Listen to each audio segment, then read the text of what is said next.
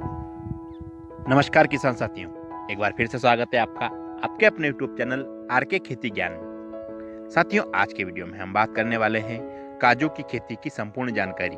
लेकिन उससे पहले आपसे निवेदन है कि आप चैनल पर पहली बार आए हैं तो चैनल को सब्सक्राइब अवश्य कर दीजिए, जिससे कि आपको हमारे वीडियो के नोटिफिकेशन समय समय से मिलते रहें। किसान साथियों, काजू की खेती के बारे में अपन बात करते हैं। सबसे पहले बात करते हैं काजू की खेती के लिए जलवायु। साथियों, काजू की खेती के लिए ट्रॉपिकल क्लाइमेट को सर्वोत्तम माना जाता है। समुद्र तल से 1000 मीटर की हाइट पर काजू की खेती की जा सकती है। काजू की खेती के उत्पादन हेतु तापमान लगभग 20 डिग्री सेल्सियस होना चाहिए और सालाना 1000 से 2000 मिलीमीटर वर्षा होनी चाहिए। पेड़ पर फूल तथा फल लगने के समय 36 डिग्री से ज्यादा तापमान नहीं होना चाहिए। अच्छे फल की उपज हेतु साल में कम से कम 4 महीने मौसम सूखा रहना चाहिए। खेती के लिए भूमि का सही चुनाव। काजू की खेती को बहुत तरह की भूमियों पर किया जा सकता है। काजू की खेती को ढलान वाली भूमि में भूरक्षण रोकने के लिए किया जाता है। काजू की अच्छी उत्पादन के लिए गहरी दोमट मृदा सबसे अच्छी मानी जाती है। अब बात करते हैं बुआई की सही विधि। काजू की बुआई 2 तरीकों से की जा सकती है। पहली है बीजों के द्वारा। बीज को बोने से पूर्व गड्ढे खोद दिए जाते हैं।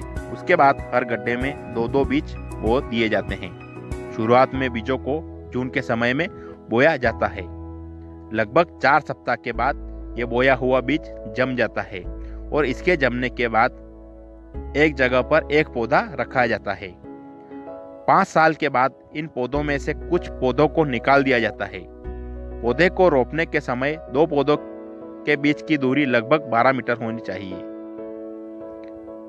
दूसरी विधि है सॉफ्टवुड ग्राफ्टिंग। इस प्रक्रिया में पौधे को तैयार होने में केवल 2 साल लगते हैं। इन्हें बोने का सही समय जुलाई से अगस्त का होता है।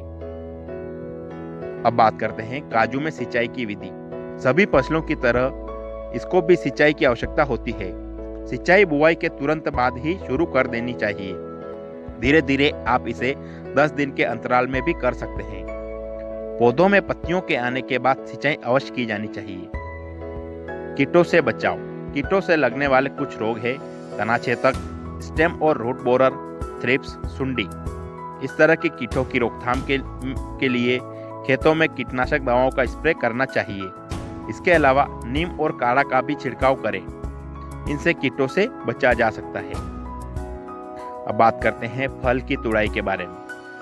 परागण की क्रिया पूर्ण होने के बाद लगभग 60 दिनों के बाद आप चाहे तो काजू के फलों को तोड़ सकते हैं। तुड़ाई आपको 1 से 2 दिन के भीतर ही पूरी करनी होगी। फलों को एक स्थान पर एकत्रित कर ले और उससे साफ जगह पर ही रखनी चाहिए। तुड़ाई करने के बाद फलों को कम से कम 2 से 3 दिन तक साफ रखें। बात करते हैं माल कहाँ बेचें। माल को बेचने में आपको किसी तरह की कोई समस्या नहीं आएगी, क्योंकि ड्राई फ्रूट्स की बहुत बड़ी मार्केट है जिसमें आपका काजू भी विशेष स्थान रखता है। आप चाहे तो इसे तुड़ाई से पहले ही बेच सकते हैं। इसके खरीदार बहुत अधिक मात्रा में मिल जाएंगे। तो दोस्तों, ये थी काजू की खेती के बारे में कुछ जानकारी। आपको कैसी लगी कमेंट करके अवश्य बताएं। वीडियो अच्छा लगा हो तो वीडियो को लाइक और चैनल को सब्सक्राइब अवश्य करें। धन्यवाद।